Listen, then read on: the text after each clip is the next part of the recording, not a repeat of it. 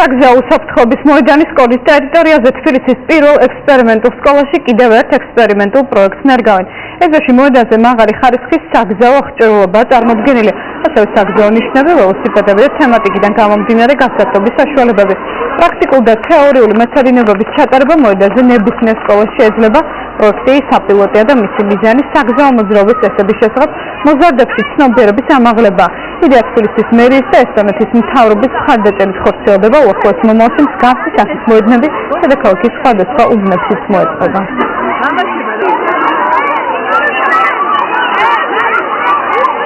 Oni projektია იმისათვის, რომ ბავშვებმა მოზარდებმა ბავშვების ასაკშივე შეისწავლონ და მიეშინონ იმ საგზაო მოძრაობის უსაფრთხოების წესებს, რაც მოქმედებს ქვეყანაში, ასევე ბავშვების ასაკში მიეჩვევიან და გამოიმუშავებენ ინოვაციურ მოძრაობის წესებისას, სიამოვნებით მივიღეთ ამ პროექტში მონაწილეობა და გეგმათ მომავალში უფრო დიდი პროექტების განხორციელება.